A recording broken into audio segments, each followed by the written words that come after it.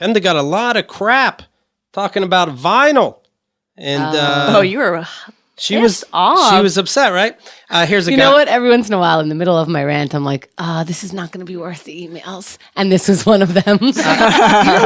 My rape rant, go ahead, send me emails. I heard you vinyl shit. I woke up this morning and I was just like, no. I heard you bitch about the vinyl thing, and no one has brought up yet the reason why I was glad it went to digital stuff. Because? I used to be a DJ years ago, and I schlepped 4 huge crates of vinyl everywhere. And then somebody goes, can you play Flash? And it's like, you know what? You're going to be screaming for about 5 seconds. You're going to be bored with the song in 10, and I really have to find it. Yeah, you have to find and you have to carry it. It's a bitch to carry When Lauren was making fun and going like, I'm into 8 tracks, 8 tracks I understood. My parents had an 8-track player. That means there's 8 tracks.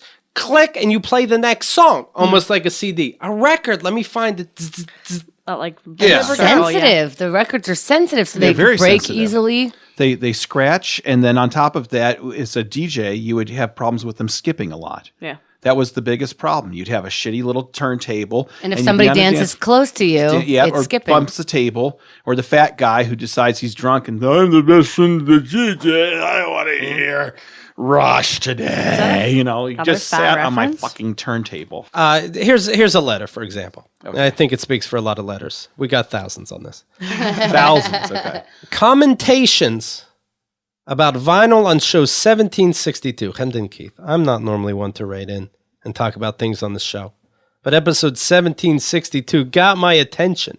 First, you had my interest. Now you have my attention. In the first half of the show, you guys talked about vinyl. Before I go on to tell you why I listen to vinyl, I would like to remind you that you broadcast yourself on a type of media that many people also don't understand.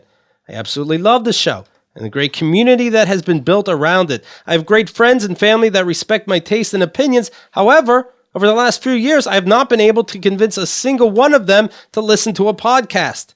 It does not matter how impressed they are by how funny a show is, or how strong relationships and how exciting the things I do with the community are. All they know is that a podcast is just something they're not into, so they discount it. They never heard of it. My question is, how is listening to vinyl any different? And why is Andrea drunk? It's the music I love to listen to on media some people don't understand. Chemda made a comment later on the show about how it's so important to spend time with your children and not ignore them by letting them do things like use their iPod during dinner. It's perfect that you said this. Because this is one of the situations where I use vinyl with my family. Every night during dinner, we put a record on that my 3-year-old daughter helps me pick. It's probably a Yes album, I would imagine. Oh, yes, exactly. Roundabout, I bet. Because those are pretty covers. Next thing you know, it's horrible music. Why if I tell you that vinyl is sensitive and difficult to work with, you think that I'm destroying the fabric of your family? We spend a short amount of time talking about... It's the same thing if you played it digitally. Let's be honest. Well, I think woman. The thing is that you have the right to dislike it as much as they have the right to like it. And unless you're coming into their house and taking their vinyl away by force along with their guns. Michael, do you think Chemda was too angry at vinyl users? No, I can understand where they're coming from, but she's allowed to have her opinion on that. And if she doesn't want to have vinyl, then I would say, Lauren, don't bring vinyl into the house because you're going to piss her off. And Chemda also was a musician, so she obviously is a little bit more opinionated about these things. Pushing it on that. Trying to I tell you what, the word is legitimize. critical. I was being critical because I'm not being critical of this guy and his family. I actually think that sounds lovely, honestly. Exactly. But I am being critical of the people... Posers. Well, and that's true. Kind of where I got with it was that you didn't like the fact that people were acting like, oh, it's vinyl, so it's like great. best, It's like wearing fashions that just because they're popular. Yeah, I can't say what was said did not bother me because I know I'm not represented by the types of people who you mentioned that are into vinyl. Yet I feel that I've been blindly grouped to them. My father passed away a few years ago. Go right there. Okay, over yourself. There was money and property involved in his passing. However, none of it had any importance to me like his record collection did. His collection is in poor condition and has very little value, Chemda. However, it means the world to me, you bitch. Oh my God. Because it represents all the time in my childhood we spent together listening to music as a family. I guess the Partridge Family is bullshit and the Sound of Music is terrible and Nazis are great.